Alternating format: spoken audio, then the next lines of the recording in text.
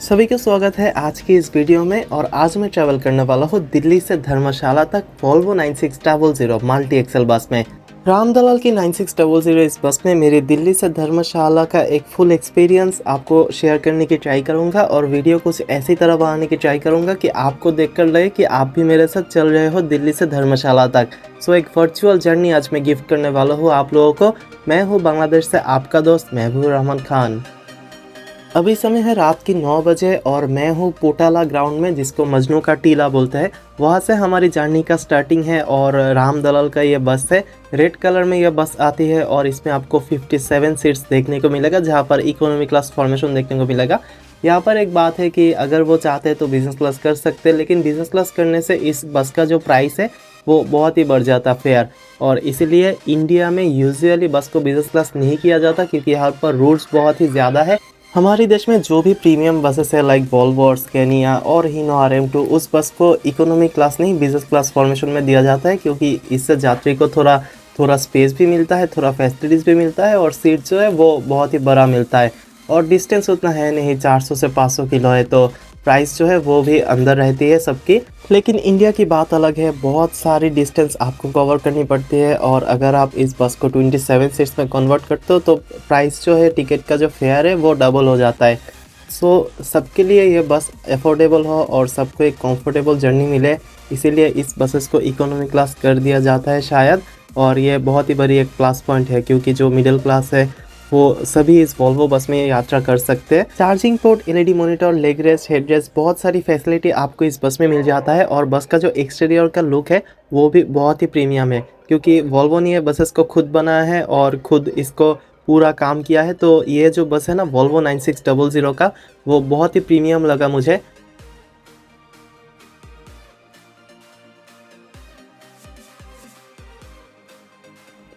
Solo सफ़र शुरू हो गया, हम सफ़र अब सब लोग हो गए मेरा। और लक्ष्मी ट्रैवल्स का बस है हमारे सामने, वो शायद 9400 है, उसमें सीट नहीं मिला, इसीलिए राम दलाल में किया था सीट। और 9600 जो मल्टी एक्सेल है उसकी तरफ एक वीकनेस काम करती है मेरा, इसीलिए मैं चाह रहा था कोई मल्टी एक्सेल बस मिल जाए। बस का फेयर था 759 रुपीज़ आई गेस। टिकट कर दिया था शोमित दादा ने, ट्रैवल विद शोमित दादा, दादा की चैनल भी आप देखा सकते हो। तो एक चांस लेना, टिकट तो नहीं है मेरे पास, टिकट तो बुक हो गया बहुत पहले। मैच का हाँ तो ये अपना पहला मैच हुआ वो बांग्लादेश और पाकिस्तान का, अफगानिस्तान का था ना। हाँ हाँ, अफगानिस्तान का था। जाने चाहिए था। नहीं, अभी अभी कौन सा ये सेकंड 15 तारीख। और पेट्रोल पंप पे रुक जाओ, जैसे आपकी मर्जी है। पेट्रोल पंप पे बैठना, मैं वहाँ पानी दूंगा, वहीं बैठ जाना पेट्रोल पंप के बाहर। यहाँ नहीं रुकना भाई, यहाँ की पेट्रोल पंप पे चले जाओ ना मेरे भाई, मैं 2 घंटे में वहाँ से चले जाओ वहाँ पे भाई, है ना। ठीक है।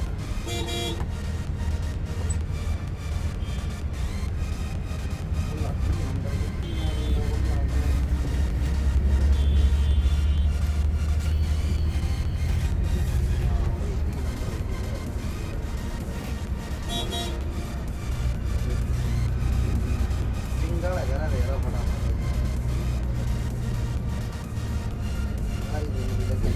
दिल्ली का जो रास्ता है अभी तक मूवीज़ में देखा था, पहली बार इस रास्ते में ट्रैवल कर रहा हूँ, ऑटोज़ देख रहा हूँ जो इंडिया का बहुत ही फेमस है, तो बहुत अच्छा लग रहा था। यहाँ का जो लैंप पोस्ट है वहाँ पर आप इंडिया के फ्लैग के कलर कॉम्बिनेशन देख सकते हो, वो चीज़ भी बहुत अच्छा लगा। सो जिन सब चीज़ देखकर बड़ा हुआ हूँ बॉलीवुड मूवीज़ देखकर, तो वो सब चीज़ असली में देख रहा था, तो बहुत अच्छा लग रहा था।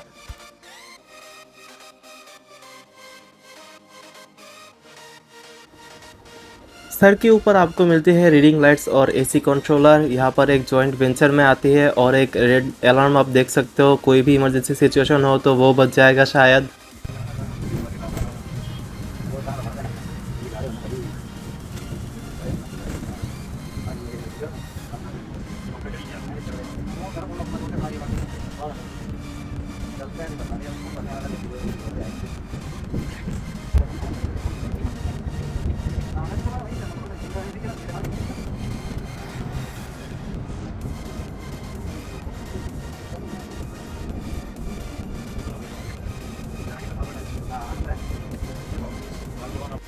अभी भी हम सिटी के अंदर ही है, तो स्पीडोमीटर पे आप देख सकते हो स्पीड जो है वो 78-80 के करीब है। इंडिया में स्पीड रूल्स बहुत ही स्ट्रिक्ट है, क्योंकि बसेस जो है उनको 120 स्पीड पर आप देख सकते हो तो लॉक किया दिया जाता है।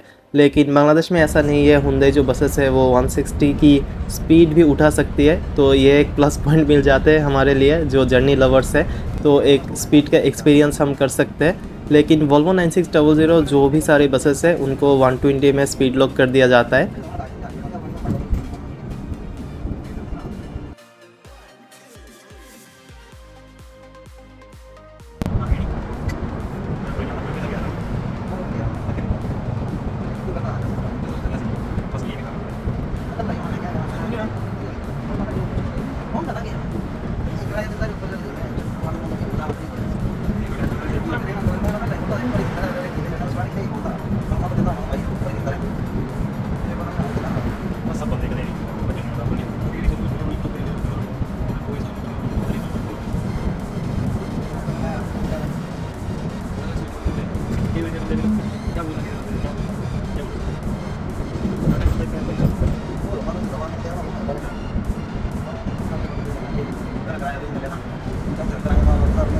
एक चीज़ मुझे बहुत ही इंटरेस्टिंग लगा कि हमारी जर्नी स्टार्ट हुई थी 9 बजे और 11:15 में हम आ गया हमारी होटल ब्रेक में।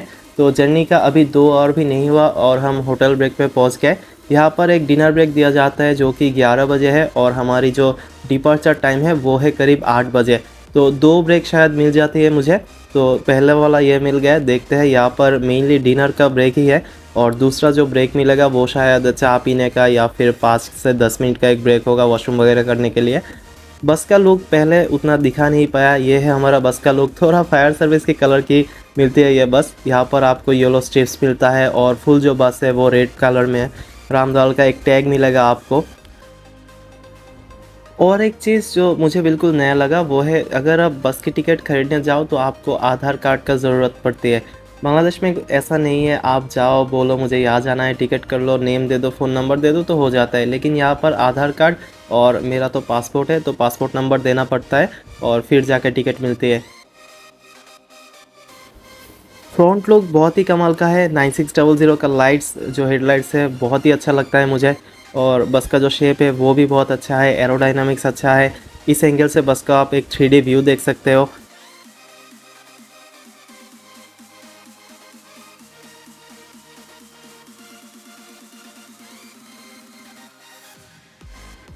सेवेंटी माइलस्टोन ढाबा इस जगह का नाम है और डेकोरेशन बहुत ही कमाल का है।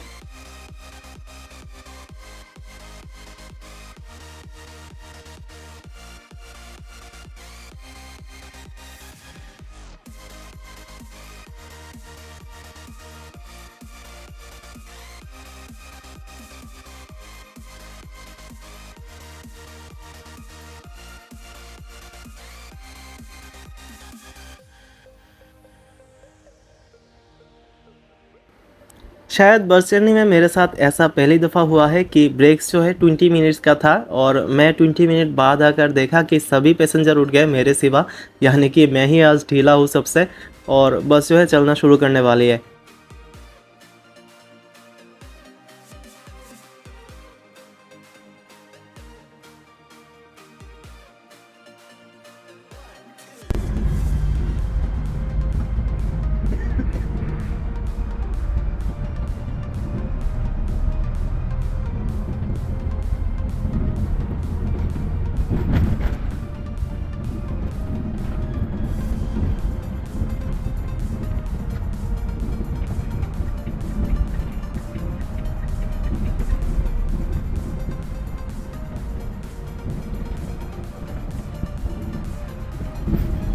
रात में ले लिया थोड़ा रेस्ट, थोड़ा सो गया था और फिर जाके पहुंचा हम हमारे सेकंड होटल ब्रेक में। और यहाँ पर बहुत ज़्यादा ठंड था। दिल्ली में ऐसी गर्मी थी कि गर्मी की वजह से मैं पिघल गया था और यहाँ पर लिटरली मैं ठंड की वजह से काँप रहा था। सो वेलकम टू धर्मशाला। सुबह जब मैंने आँख खुली तो खुली की खुली ही रह गई, क्योंकि हमारा गाइड साहब जो है एक कपड़े की मदद से ग्लास को बार बार साफ़ कर रहा है और चारों तरफ कोहरा ही कोहरा। मैं माधव चौधरी जिसमें आया हूँ, तो ऐसा एक वीडियो भी वायरल हुआ था। सो हम आ गए हिमाचल प्रदेश के अंदर और यहाँ पर आपको शायद मैक्सिमम टाइम में आपको कोहरा मिलती है। और विंटर टाइप एक सीज़न मिलती है, क्योंकि यहाँ पर बहुत सारी पहाड़ है और बर्फ़ से ढके हुए होते हैं वो पहाड़ है, तो यहाँ की एक अलग ही ठंड है।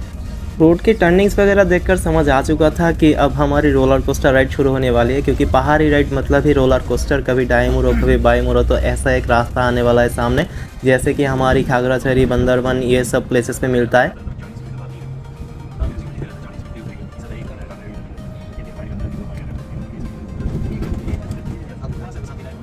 और यहाँ पर अब ड्राइवर साहब का स्किल देखो, स्टीयरिंग का जो मोड़ ले रहा है ना, तो उसमें एक प्रोफेशनल मूड आ जाता है।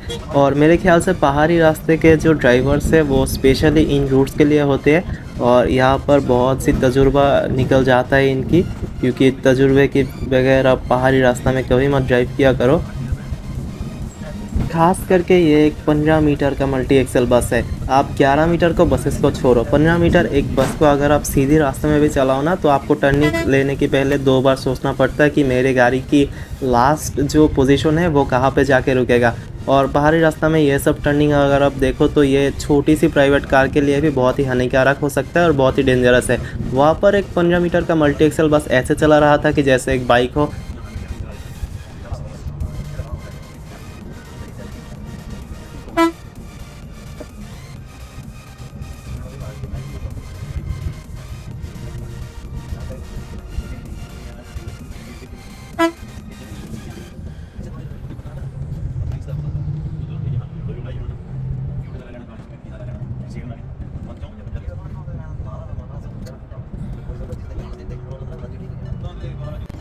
वैसे मेरा धर्मशाला आने का वजह था बांग्लादेश की मैच देखना, लेकिन वो तो बेकार गया। लेकिन पहाड़ का जो व्यूज़ है और माउंटेन्स का जो व्यूज़ है, खास करके मेरी होटल का जो व्यूज़ है, वो देखकर पैसा वसूल हो गया।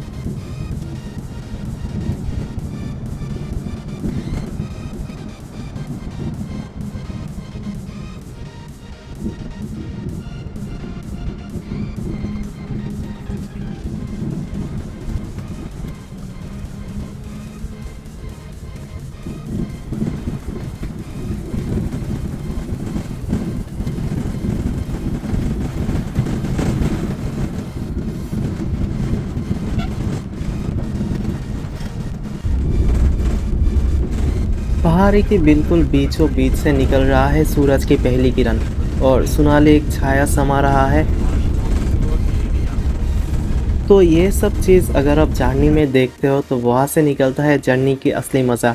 और मेरे ख्याल से यही जो थिंग्स है वो मुझे जर्नी करने में इंस्पायर करती है और देश विदेश घूमने में इंस्पायर करती है, क्योंकि ये सब जर्नी में ही असली मज़ा है, डेस्टिनेशन में कोई मज़ा नहीं है। जो जा रहा हो या फिर जहाँ पर ट्रैवल कर रहा हो, वो जाने की एक्सपीरियंस ही बहुत अच्छा लगता है। रास्ता थोड़ा बहुत डेंजरस था लेकिन बहुत ही सुंदर था। ऐसे रास्ते में पहले कभी आया नहीं हूँ ज़िंदगी में, तो पहली दफ़ा इस तरह के रास्ते में ट्रैवल करने की मज़ा ले सकता हूँ।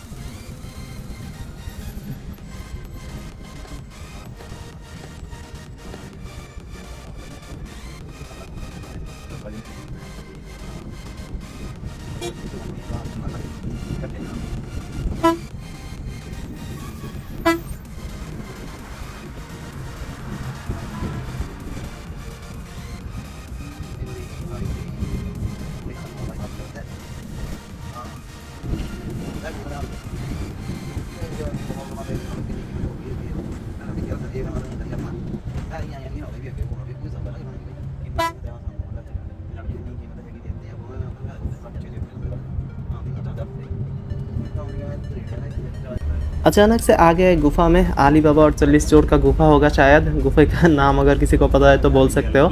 लेकिन पहली दफ़ा ऐसा गुफा देख रहा हूँ जिसके अंदर से बसेस ट्रक्स चलती है, तो बहुत सारी न्यू एक्सपीरियंस मिला मुझे। हिमाचल प्रदेश में आने का यही एक मकसद था कि नई चीज़ एक्सप्लोर करूँ।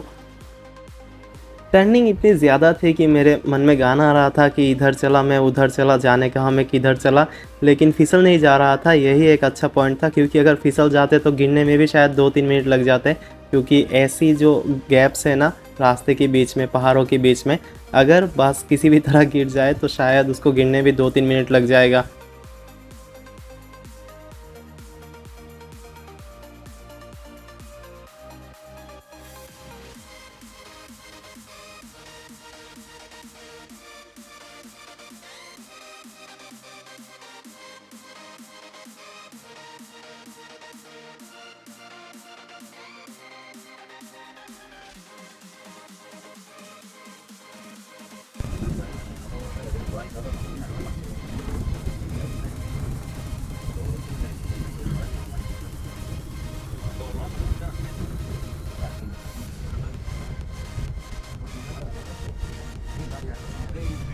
सामने का ये रॉड बाहर निकला ट्रक से मुझे स्पाइडर मूवी की याद आ रही है, जिसमें महेश बाबू इस रॉड में घुस गया था, और बहुत सारी ऐसी मूवीज़ है इंडिया में।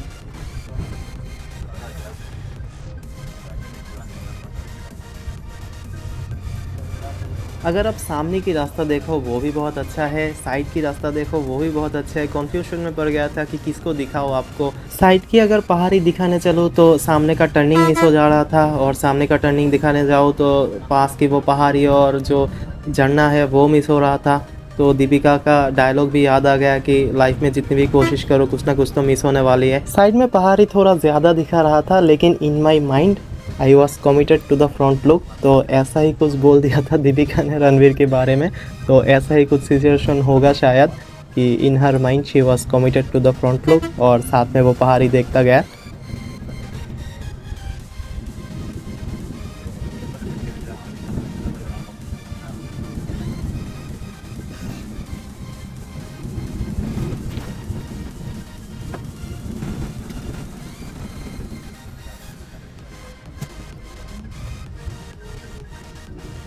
यहाँ पर बीच में आपको एक ब्रिज मिलता है, झूलने वाला ब्रिज, तो वो ब्रिज बहुत ही अच्छा लग रहा था।